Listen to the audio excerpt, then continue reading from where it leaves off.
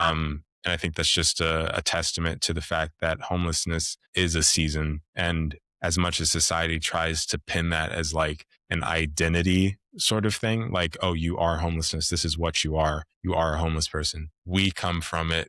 We come at this, subject matter from a very sensitive point of view that homelessness is something that happens to someone. It's not something that someone is. Mm.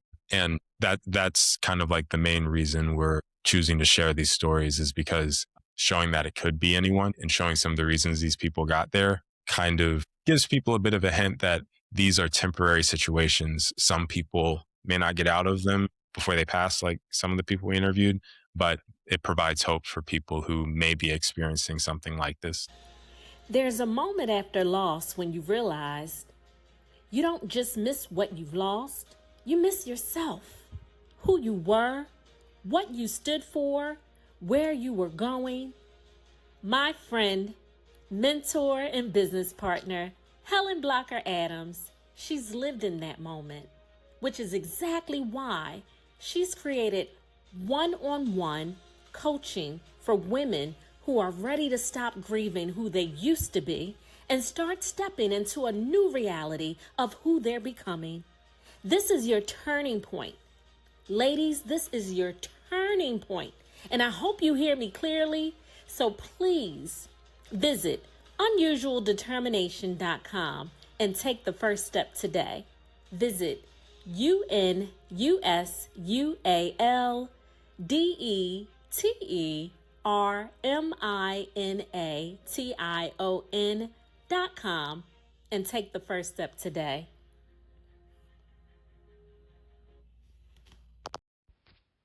Reset to Reinvent Podcast was created for women navigating life's toughest challenges, and she's ready to rebuild and thrive. It is for the woman whose life has been interrupted by loss of any kind: a loved one, a career, a marriage, a diagnosis, an identity. Hi, I'm your host and your problem solver, Helen Blocker Adams. And each episode, my guests and I inspire and empower. We offer hope, guidance, and actionable strategies for resilience. Let's get ready for Reset to Reinvent Podcast, where your hardest chapter becomes your greatest comeback.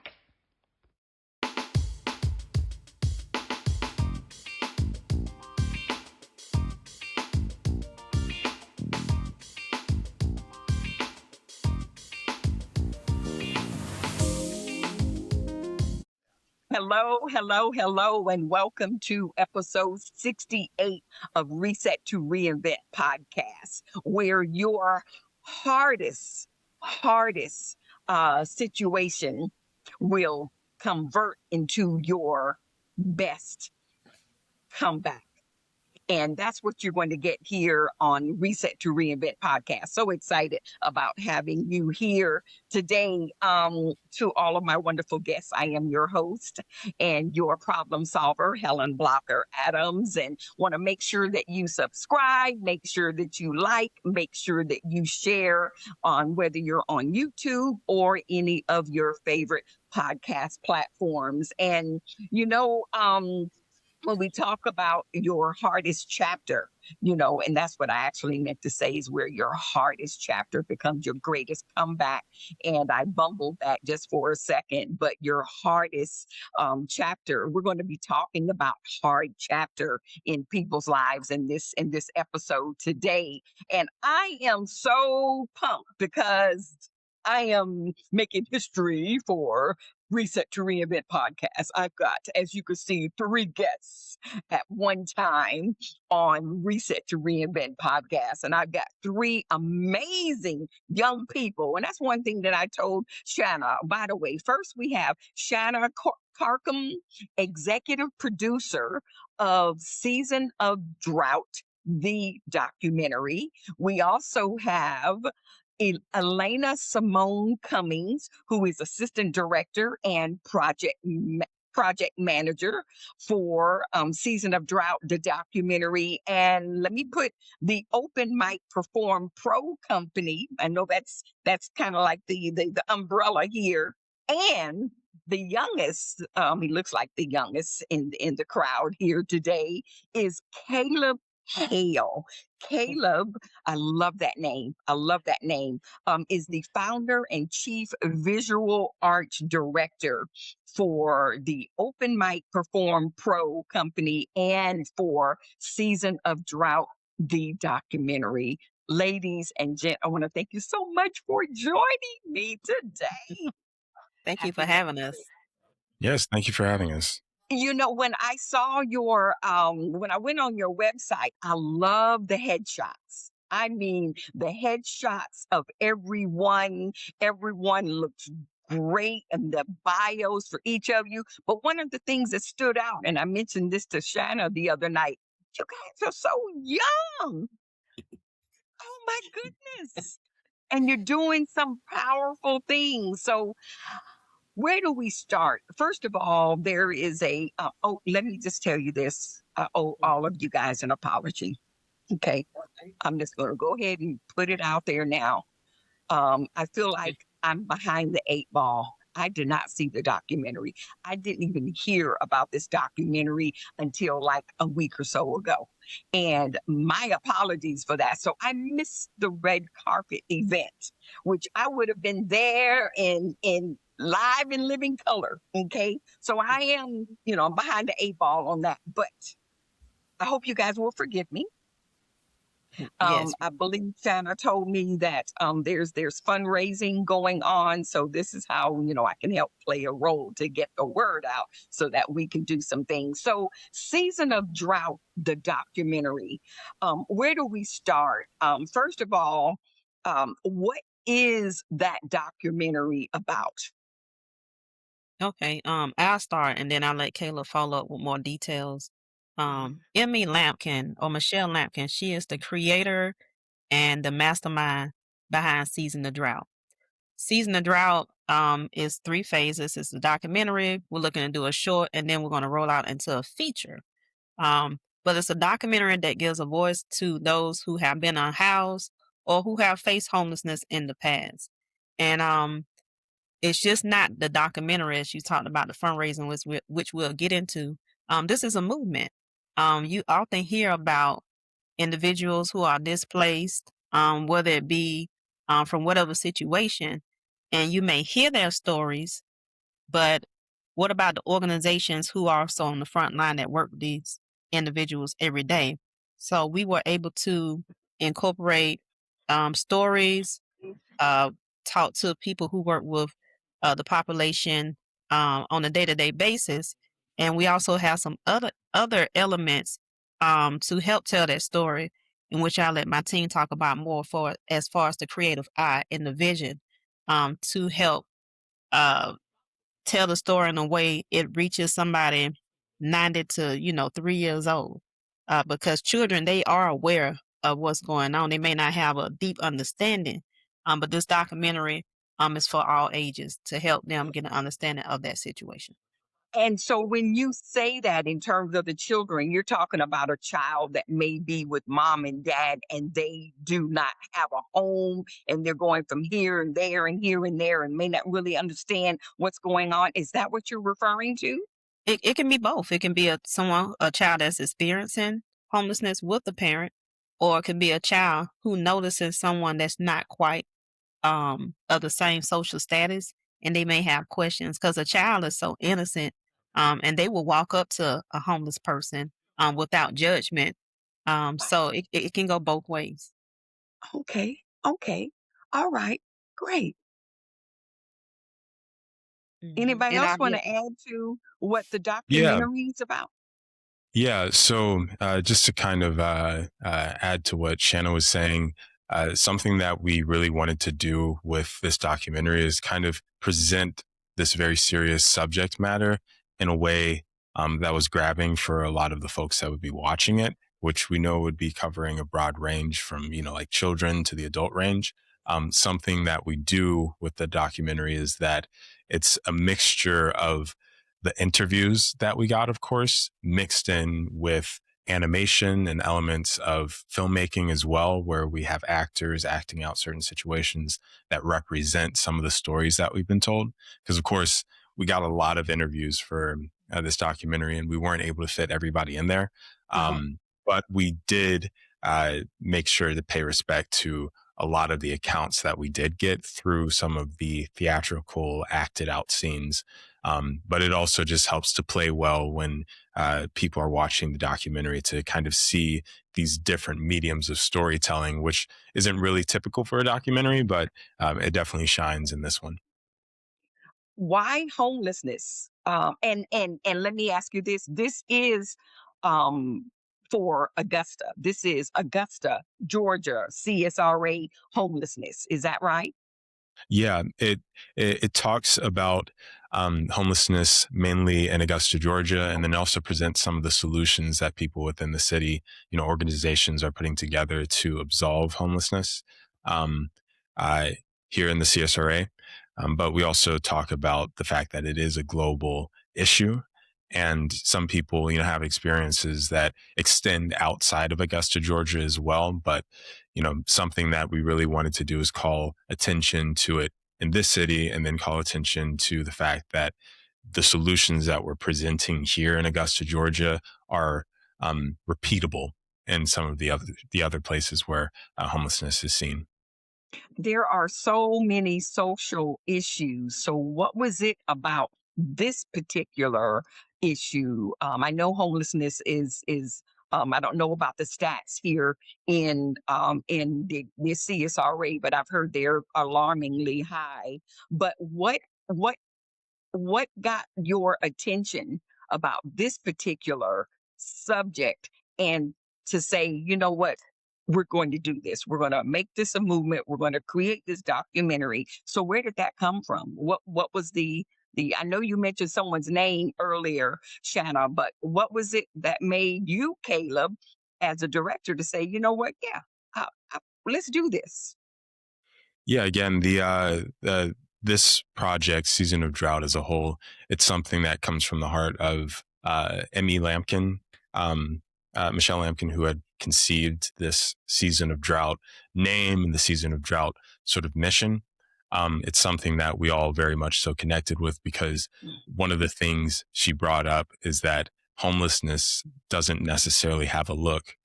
Um, and it's something that we saw that was just proven time and time again as we continued to interview different people. And we just run into these people that had the most beautiful souls. And you'd be surprised, when you give somebody the chance just to tell their story, how much Mm. that doesn't only service the audience, but it also services that person as well. Because most of the time, these people aren't really, just wanting something as simple as money. Sometimes it's just time. And that was something that was really surprising along the way, because, a lot of the times it can feel like when you're doing something this very documentarian type of way, you also want to be able to help, which we can get into later about how the documentary has also helped outside of just Mhm. documenting these people. But one of the interesting things along the road of doing all this stuff is that being able to sit down with these people and hear out their story has done a lot for them, and just being heard, Mm. because it's a stratum of society that people walk over and they don't really pay any attention to. So that's something that we've definitely learned along the process of making this. And I can imagine, and Elena, we're gonna let you jump in. I can just imagine, once again, I'm looking at your youth, and I'm sure that you probably got some like, whoa, you're awfully young, and probably, I would have thought, you may have gotten a few questions like, why this subject, why this particular subject, when they look at your age. That's what would go through my mind, because it could have been anything dealing with, youth and crime and this and that. But, here it is, homelessness, which makes this to me just a little bit more endearing, to see the heart of, I can see, I've only seen the trailer, which is awesome, and I'm seeing you all here, but I can just see and feel the heart of what you all have put into this in just this short few minutes. So, Elena, you look like you're ready to just jump in. Tell us what's on your mind. So, as Caleb was talking, and one of the biggest things for me when it comes to the season of drought, the documentary project, um, there's nothing more beautiful than being able to listen to somebody's story. As Mm, Caleb was mentioning, um, being able to sit down with these individuals and hear their story of what they've gone through to lead them up until this point. Oftentimes when we see homeless people, it's the immediate thought of drugs, substance abuse, yeah. maybe even alcoholism, or maybe they had some sort of tragic event, but we're not really taking the time to slow down and have that conversation with them.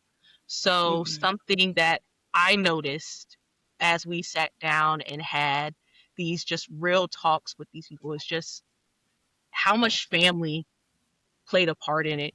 You know, having good support systems around you, having the facilities and resources like healthcare, housing, affordable housing, how important those are and play impact in homelessness. Did in those conversations, was there, let's just say, one or two recurring thoughts or reasons how they got there? So what I found a lot was family.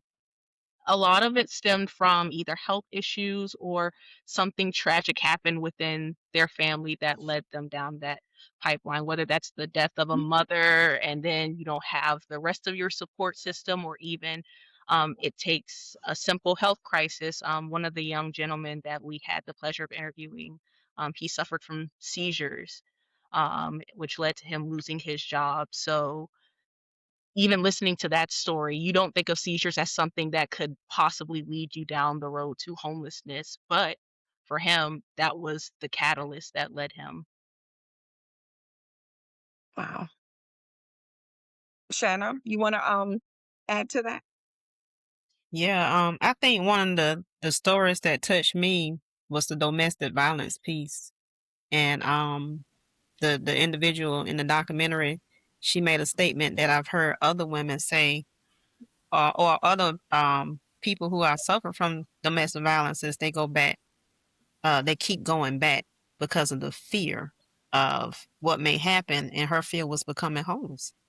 And I thought that was so Mm, interesting, where it was considered more of a safe environment to endure pain being inflicted upon her than to be homeless.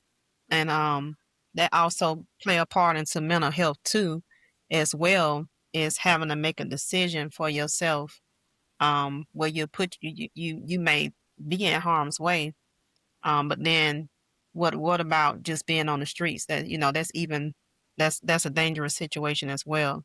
So it was so many different stories that came across we came across of why people are homeless. And I've said it before, it's not a homogeneous experience. So it's not a one size fit all solution. Everybody is right. not homeless because they're on drugs, mental health, or lazy. I've even I read the bad comments, on social media, people that haven't even watched it say, these people are just lazy. And that stigma, that stereotype are placed on these individuals. And then you'll see them make them synonymous to panhandling, where, okay, a panhandler and the homeless person, they're not the same. Yes, they need Wow. resources, um, but you can't just clump them into the same bucket and just make everybody uh, what you think they are. And that's a major problem, isn't it? It is. I mean, in terms of people's judgmental attitude, oh, this can never happen to me. And, get away from me. You're crazy or whatever. And that, I mean, to me, that helps perpetuate the problem. Would anybody agree with that? Yeah, definitely. Yeah, definitely. Definitely. One of the good comments though, with you making that statement, Helen, is people that saw the film, they said I look at it differently now. When I see Yes. somebody homeless, I don't see it the same. So it's starting to break down that wall, that stereotype that people have about homelessness. Yeah. And And oh, go hmm? ahead. Go ahead. Oh yeah. Just to kind of add to that point, something that I thought was really beautiful about when we had premiered the uh, documentary in Augusta is that we kind of got to see a live play out of people kind of having this wall of empathy Mm, start to form. It was like we got to see in real time the effects of mm, what this documentary could possibly do, mm, not only within the city, but as we continue um, with season of drought in general. Because at the premiere, we also had invited special guests from the homeless community, people who were in the middle of rehabilitation, people who may have not even started the rehabilitation process, but people who were part of the homeless community nonetheless. And, we treated them nice. We got them hotels for the night so they wouldn't have to just like leave straight from the event and wow. go back to the street. Yeah. We fixed them up, got them in, tuxes and suits and dresses and all these other Oh my things so they could gosh. be a part of that experience, but not in a way where we're showcasing like their trauma. And it Right. was a beautiful thing because one of the questions I think we all agree we love being asked is like, well, where were the homeless people? People ask us that all the And time, they're all especially when we around show them you, right? pictures. Yeah, and it kind of just proves the point of the reason we're doing all of this is because there's no particular look to what homelessness can be, but we literally had people like breaking down in tears just Yeah. watching the film um, in the screening room and, just hugging people, embracing people. And like Mm, for that one night, those people really genuinely were able to be heard.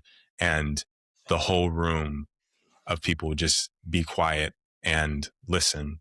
mm, And I think that was something that was just very endearing about the whole process. And we know that's going to continue yeah. when, with, just beyond the premiere itself, which is, uh, something that we also think about. But it was just a very pleasing thing as crew members to see that play out in front of us. Yeah. Wow. Yeah. Yeah, Wow. Caleb was right. Simone, did you want to add to that? My heart is full. I'm gonna try not to get teary eyed myself. It it was a very emotional experience. Especially when you're dealing with a topic such as homelessness. It's a very touchy subject for a lot of people. And one of the questions that even in our room when we were putting together the film was how do we showcase without sensationalizing the issue, right? Mm, Because you don't want to glorify it necessarily or paint these people as helpless individuals, but they are individuals that need help. So how do you do that? Um, in our team, man, our team came together and 2 years, roughly 2 years, year and a half of Yeah. work, um, long set days, but also with interviews and just sitting down with people, asking these hard questions, and even having them break down in tears during these interviews. mm, And it was healing not only for them, but I feel like also it was transformative for the crew itself. I know for me, yeah. um, myself listening also to these stories, I've stopped more often to converse with homeless people that I may see on the side of the street, or, hey, can I buy you lunch? So it's been transformative, not only for the audience but for the crew as well. Mm. Yeah. And in addition, we had some success stories to come after the red carpet premiere. Okay. And even during the duration, and we'll talk about some of the partners who were involved. Um, we had, I think, roughly 20 special guests of unhoused individuals who were transported from First Presbyterian, um, which is also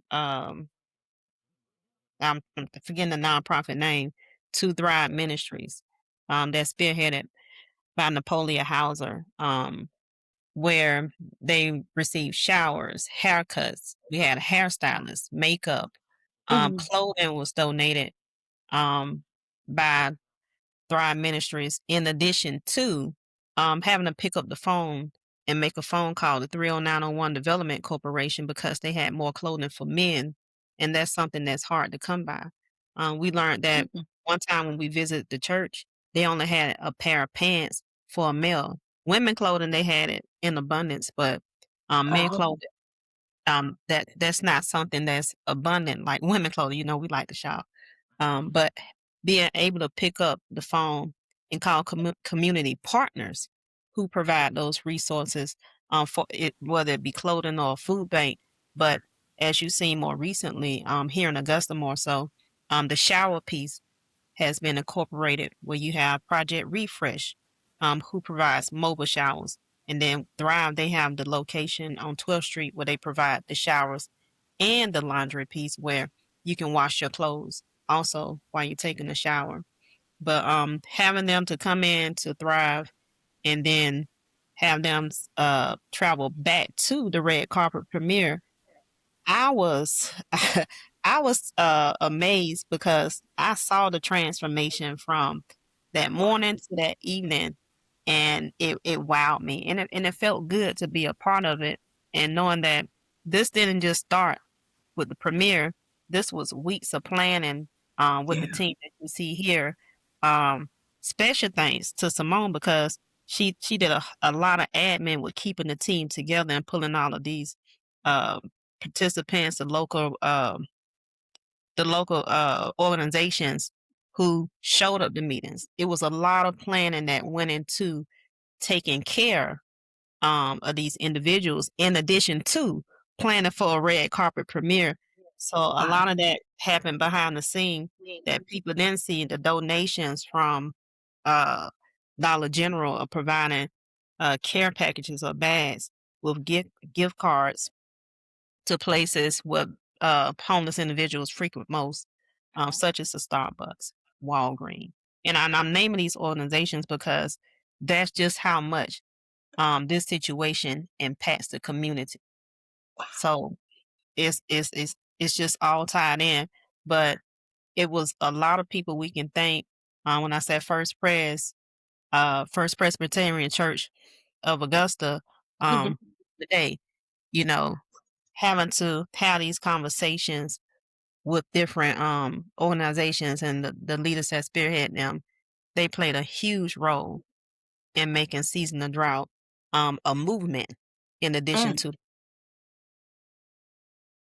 Wow, that's amazing. Now you name. Now I'm familiar with 30901 Corporation, but I definitely haven't heard of Project Fresh and Thrive and all of these others. So so now you have almost like a directory of resources that almost like being able to put it into a book, a directory, if you will, so that anybody that is in that situation can get access depending on what their needs are. Yeah, I believe so. I believe the directory transform into an ecosystem. So we Right. have people who are providing duplicate services, and then you have people who are providing different services and connecting all of them to help the community. And we realized today, just an interview we had earlier by the man who passed, that this community, they frequent different organizations. So they may say, hey, this place has food, this place has clothing. this place to have the showers, you know. So Right. that's something that's being tied together, and I'm learning about different organizations every Yeah. day. Um, Yeah. I think we learned about one earlier.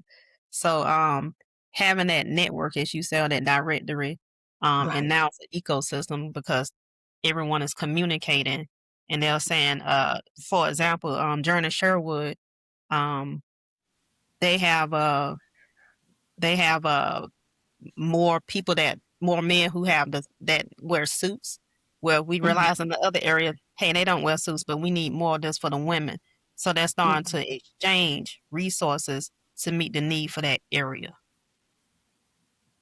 So I'm associated with the church, New Life Church. And we have a huge, you're probably familiar with that. It's on Gordon Highway, and it's a whole, I mean, clothes for women, men, boys, food, everything. I will get you a contact if you haven't already, so that I can get you connected with them as well.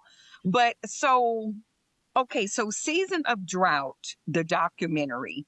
Okay, so the documentary is done. The red carpet, at least one red carpet, has been held here in Augusta that I shamefully missed. But the next one, even if I have to travel, I will do my best to be there. Okay. Um, so what's next? Obviously this is just the beginning of a movement, and I would imagine this whole process over the past couple of years have probably been overwhelming on so many levels, especially on the emotional side. Obviously you've untapped a huge need. And it's not just here in Augusta, it's all over the United States of America. Go to Santa Monica. My brother lives in Santa Monica, California. And there is this area that you can see from his condo, because he's on the beach, and there's an area, I can't remember the name of it, but it's an area of homelessness people. And what they do, they're in these they have these yeah. tents, and they live there. They live on the beach, but they've got it set up. It's very organized. The police look out for them. And I can't think of what the name of it right off the top of my head, but homelessness is fierce in the California, Los Angeles area. So where do we go from here? Shanna, Caleb. Oh, Caleb, I want to ask you, Mhm. Joshua, that's your brother. Mhm. Are you twins? Yes, we're identical twins. Ah, really? Because I just I just was right before we started this. I got on Instagram just to look for some things, and then I saw on the I don't know where I saw his name. I'm like, wait a minute, and I didn't have time to really just study, but I said, think those dudes, I think they're twins. So that is really cool. You got your brother involved, Joshua and Caleb. Two of my favorite names from the Bible. Boy, your parents did really, really good. I know they're proud of you.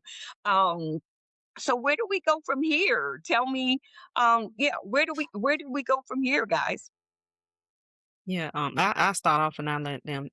So we are looking to showcase the documentary, in more venues. The entire goal is to raise the funds in which 80% of funds raised go back into the local organizations who have partnered with Season the Drought. Okay. The red carpet premiere was just that. It was a premiere. And as you stated, this is a national epidemic. Augusta is what we decided to highlight first. But we also will be traveling to other cities. As you stated, Santa Monica has their version of a tent city. And then it's just so different in other areas, such Mhm. as Atlanta has the underground area where Right. it used to be vibrant, and now I mean, Yeah. it's just so many people who are displaced, unhoused in that area. But that's just one avenue is to have the venues, and I'll let them talk about the film festival circuit. Mm. Yeah.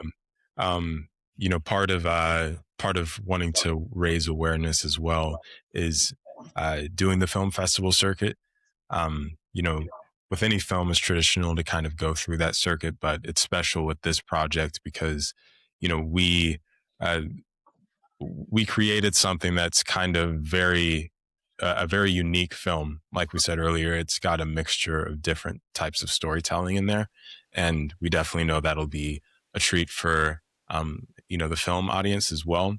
But part of that is also doing a film festival run while we're in the midst of the season that we're in, because showing it at different festivals is also a way of double down, like kind of showing it to different regions. And, we know this issue is seen in Augusta in the way that we've portrayed it in the documentary, but it is, it's more fierce in other areas. And, our hope is that we would get the support behind the project and, all of the season of drought uh, inner workings with these different cities that we showcase them in, so that perhaps we can also duplicate these efforts in other cities as well, with kind of like the 80% and donating a certain amount of what we get from these documentary viewings to those Mhm. cities that we Yeah. choose to highlight. That's exciting. Yes. So Yeah. this isn't, I know you're in the film business, and I would imagine people who are in this industry, they're working on more than one gig at a time. But this sounds like this is an all-consuming type of situation here. Can we agree to that? Yes. Yes. Yeah, of course, there's been other things we've been having to kind of simultaneously kind of maintain, but Okay. this is the biggest chunk of the pie, Okay. especially during the production end of it. We're kind of getting back to our balance now, but while we're in the middle of getting all of these interviews and getting the height of the animation done, as well as the film elements, it was definitely a very consuming situation. Like you said earlier, not just physically or schedule wise, but mentally, Yeah. it does a lot. It's a very humbling process to do any sort of documentary and hear about a serious subject matter, but homelessness in particular, it like hits all those points. Like anything you could possibly think Mm, of trauma wise is probably linked somehow to this homelessness issue. There was one gentleman that we had interviewed, and he had lost all of his close family due to death, mm, and one went to jail for life in the matter of like 7 months. mm, And to imagine what that can do mentally to a person is just very overwhelming within mm. itself. Um, you know, uh, for most people, losing one close loved one, like, uh, your mother, or anything like that, that can do enough to a person. This gentleman in particular, he had lost like his mother, his fiance, uh, her mother, And mother. um, and his child went to jail, and the list just goes on. So uh, I think it was incredibly brave for a lot of these people to really tell their stories, because these aren't the typical things you'd like want to be interviewed about. These aren't like things that are going to make you famous, or, make you like an interesting, type of trend online. It's stuff that's very real that they've had the time to process over time, and in the solitude of what homelessness is. It gives you a lot of time to think, but it doesn't give you a lot of time to Mm. to share that knowledge. And again, this platform was something that, even if like two people were able to see this documentary, was that was not really the concern when we were interviewing the people. It was more so giving them a chance to be heard, and if Yeah, anything, educating ourselves on what these people have to go through on a daily basis. Mhm. that's beautiful. Beautiful. Elena, was there something that you wanted to add? Caleb hit on it. Beautifully spoken.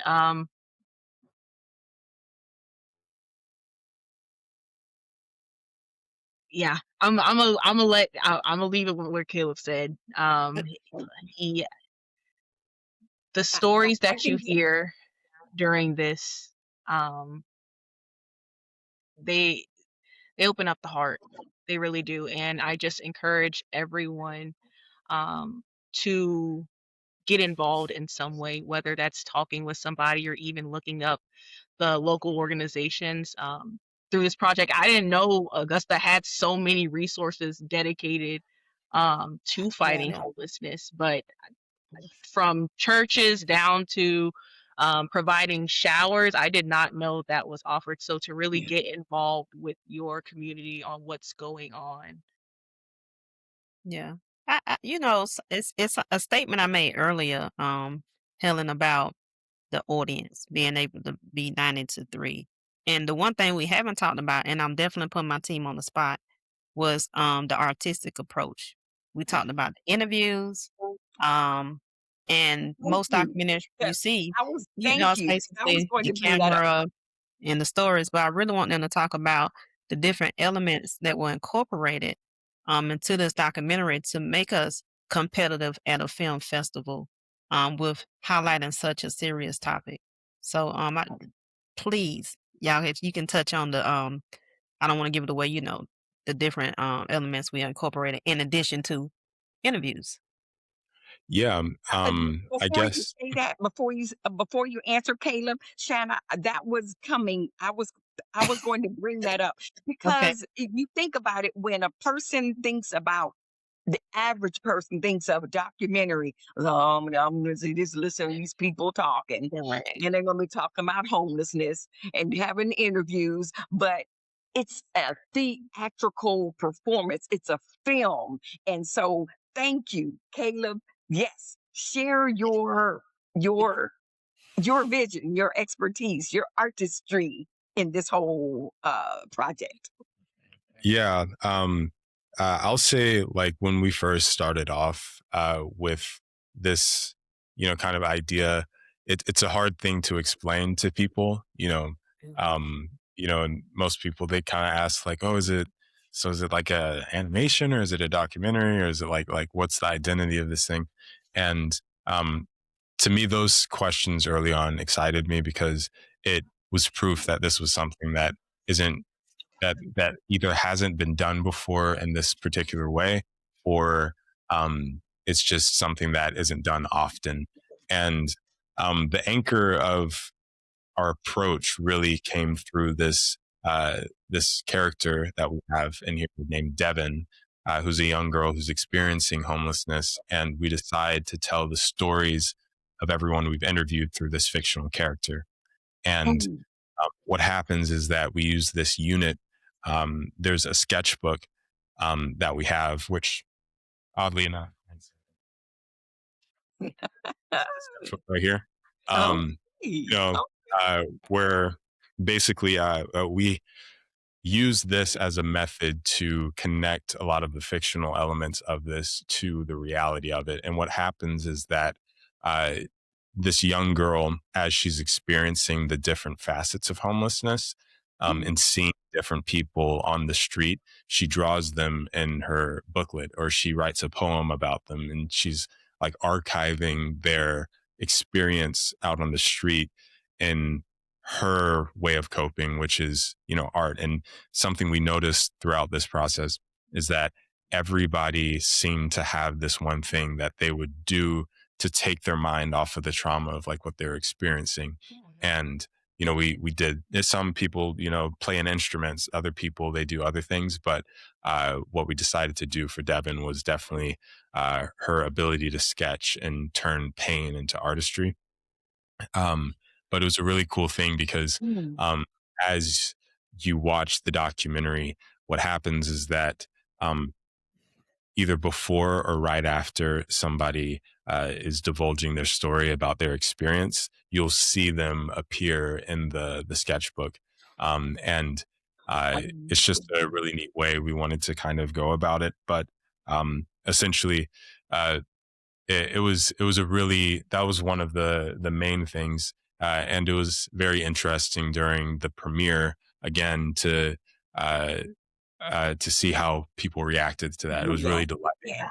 because, Right. you know, we didn't really even include uh, much of the animation piece into the trailer, which was, partially intentional. But when people were watching the film and the first animated graphic comes up, you just hear like gas.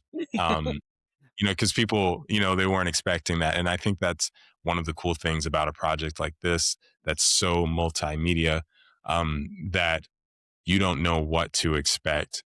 And when you come to the premiere, it gives us the ability to hide certain things from the audience and then treat them with it when they get there. But, even just like this is just one page out of here. And I'm not sure Oh, if my yeah. Yeah. right, but um, we had like a group of like artists, a lot of Okay. students from Augusta University as well that had helped out with this, uh, helped out with creating this amazing prop um, for the film. Uh, and it's got a mixture of some of the actors that we had in there, and then most of those sketches are of the people that we interviewed. Oh, Um, you know, uh, so it was just a really cool way of kind of like going about it. But yeah, Yeah. that's fascinating. That is really, really cool. That's got me really intrigued because I have my great nephew who's 18 years old now. Well, he will be like next month. Mhm. Um, we go to those animated type movies and so I like cartoonish type of movies. I like those. So that's and fascinating. I can't wait. I did want to mention one more thing too. Uh-huh. Uh, we we did this entire film without touching like AI at all. That was one of the things that we, are definitely really proud of just because, there's so much work that went into it from the crew. And, we continue to like highlight them on our page about the process of like what it took to make the film, because we Oh, live in a day and age where a lot of stuff that uh, had to be sort of put together over a long period of time can now be mhm. like generated in a matter of seconds. But it True. does bring up this, odd conversation about like where the value of artistry is. Mhm.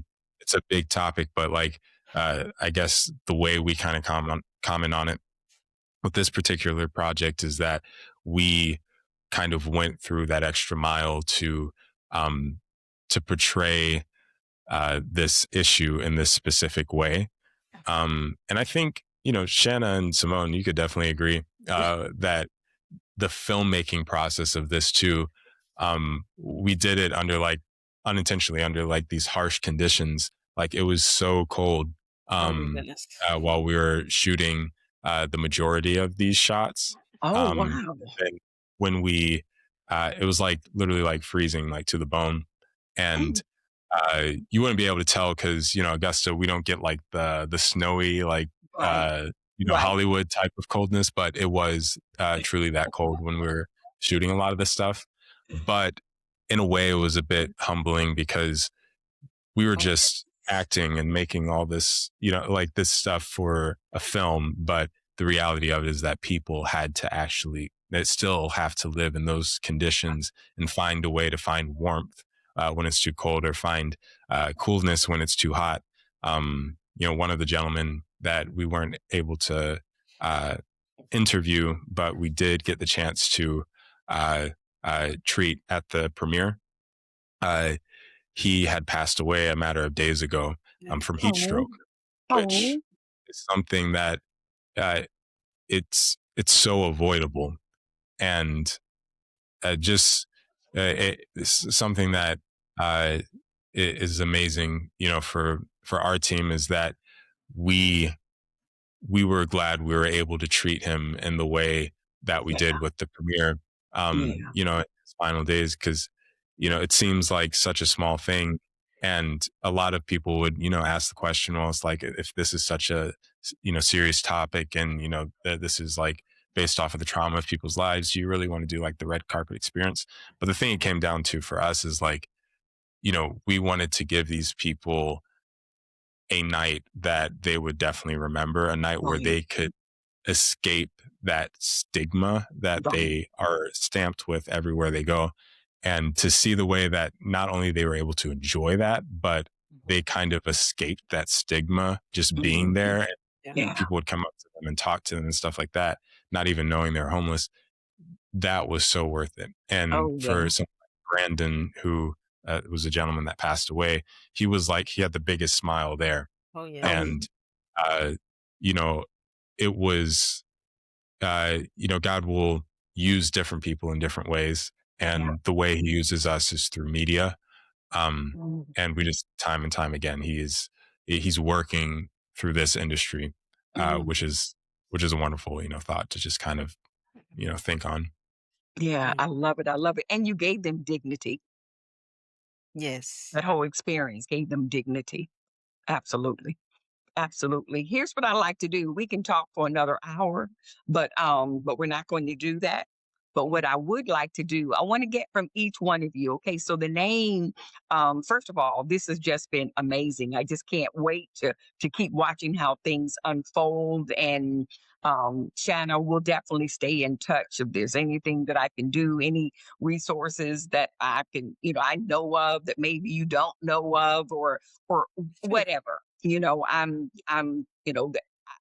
I have a tendency to uh kind of cherry pick what I attach my name and association and with, just for a lot of reasons.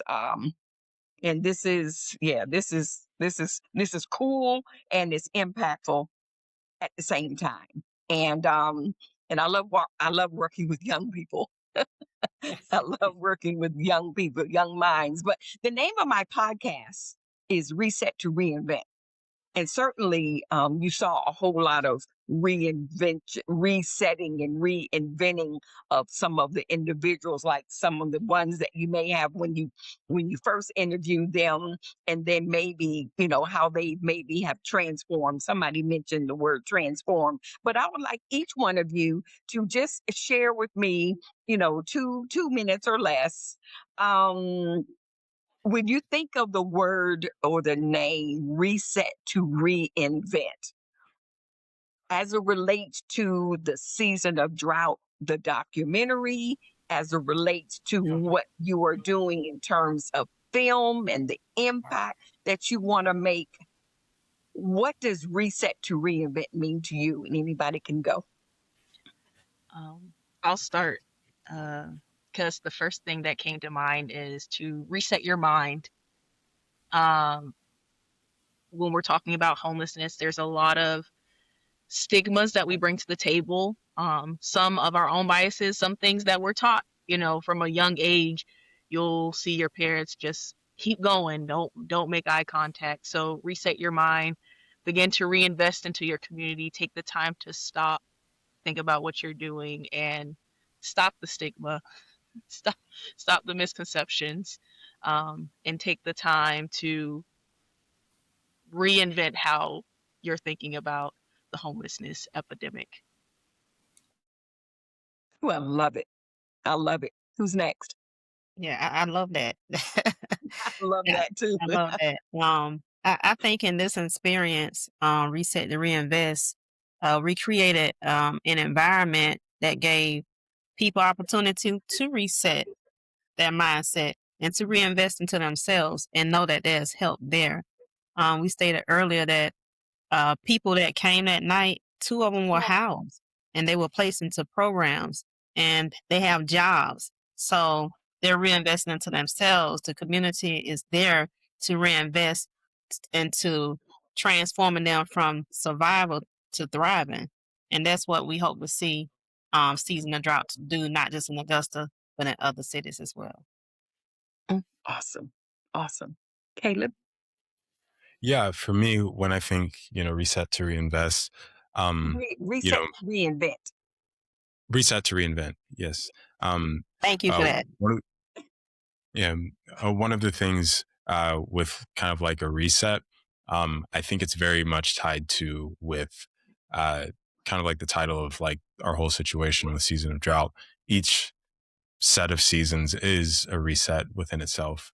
And, the way we see it with this project is that by showcasing what people have to go through, sometimes at their lowest moment, it does also reveal a lot about like what God's doing in their life.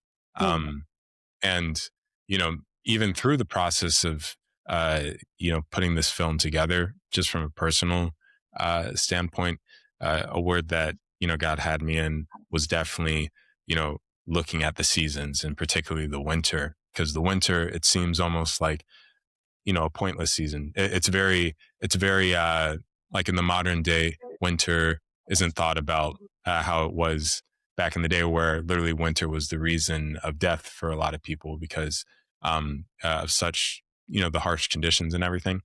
Um, but when you think about the winter, everything's dying off and there is this bit of a reset. But the purpose in that is that it is able to kill off some of the bad stuff too. And what happens in the season, right after that, the spring, you start to see these blossoms of the new things. And I think particularly when it came to that word, it helped me to kind of revisualize a lot of the stuff in my life I looked at as pointless or cold or uh, harsh, and recontextualize it in a way where it's like, well, what is the purpose? Why is God bringing me through this specific season? And realizing that each year there's going to be a spring, there's going to be a summer, there's going to be an autumn, there's going to be a winter, and each of them are needed for a different purpose. You know, um, that's been an ongoing sort of type of thing that's been reoccurring for me throughout the process of making this film. And I, seeing the finished product of like this documentary, this first stage that we've been doing, I've seen that nugget of knowledge just kind of confirmed through the people we interviewed, through the response that we've been getting from the documentary, but then also kind of seeing the transformation of some of the individuals we interviewed as well, because we see through their accounts of what they've gone through, what their winter was like. But for some of them, we're able to kind of see what it's led to. And there's, a gentleman in there who got rehabilitated, and now he is one of the primary people at his church helping other people escape out of homelessness.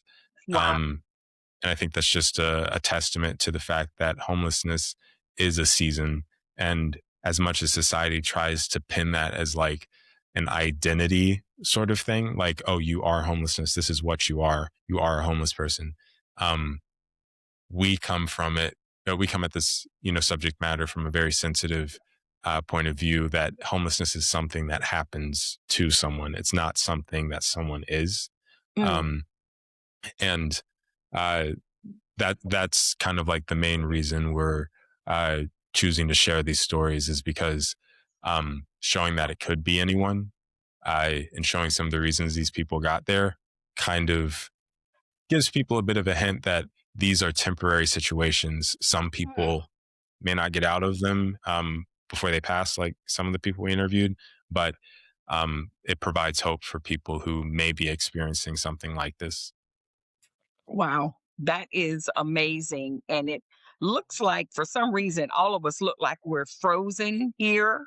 Um Okay. I'm not sure. Okay, yeah, we Okay. were frozen, but I can still hear. But the even my timer stopped for a couple of seconds, but it's all good. Nothing changed. But oh, everything that you all had to say was amazing. Shanna, okay, if somebody wants to donate, how do they donate? They can go to seasonthedrought.com. We have a website. We have a tab at the top. They can donate. If they miss the donate tab, they can continue to scroll down. We have a QR code for a GoFundMe. And those are just two different ways they can donate. But the website, seasonofdrought.com. Thank you. Ah, I heard the Okay. clicking, and that was Elena. Oh, look at that. You go, girl. I love it. I love it. Now, social media, if they want to reach out to you on social media, that was really cool, Elena. Thank you.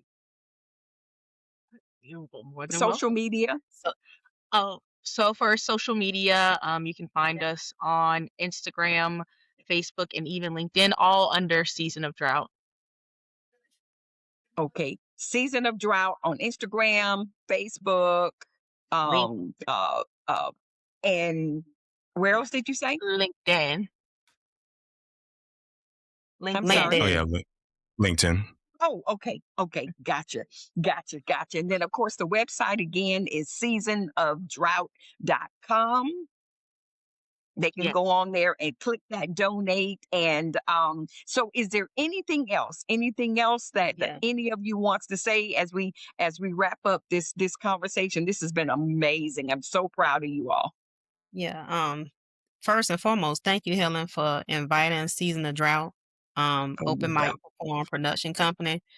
Um, we didn't say this in the beginning, but we are a Christian-based company. And the one reason that this project has been successful is before we had those long shoots, we are able to pray. Um, we don't know, if everybody believe, but that's what we do. Okay. And all the way up into the event, we witness prayer happen at those events, but Mm. prayer sustains us, and we will continue to trust in our God as we move forward with this journey. Amen. Amen. Well, if Amen. you actually didn't need to say that, but I'm glad you did because it's clear. It is clear you all are grounded in faith in God. The comments and just how you're oozing with the authenticity and sincerity of what you're doing here. So I'm proud of you. I can't wait to find out when the next viewing is going to be because I want to make sure that I'm there. I'm definitely going to be following you and sharing you all and just and becoming friends. Okay, we'll become new friends of Season of Drought and these young, absolutely incredibly talented young people. And I know you've got a whole team of people that put all this together, but when a person goes on the website, they'll see those individuals. And I want to thank you again, Shana, for responding so quickly to my suggestion to have you. And then when I mentioned some other things, you said, oh, yeah, we've got to have Caleb, and then we've got to have this person. And so this worked out absolutely amazing. So for my Reset family, I want to thank you so much. I hope that you have enjoyed this experience as much as I have. Have yourself a great week. We are wrapping up the month of June because this episode will come out the last Monday in June. And we're stepping into the month of July. Got a lot of exciting things coming up in July. And so I want you, family, thank you again, Elena, Caleb, Shanna, for joining me here today. I want you, family, my Reset family, to have yourself a wonderful week, a wonderful day. Why? Because you deserve to be inspired.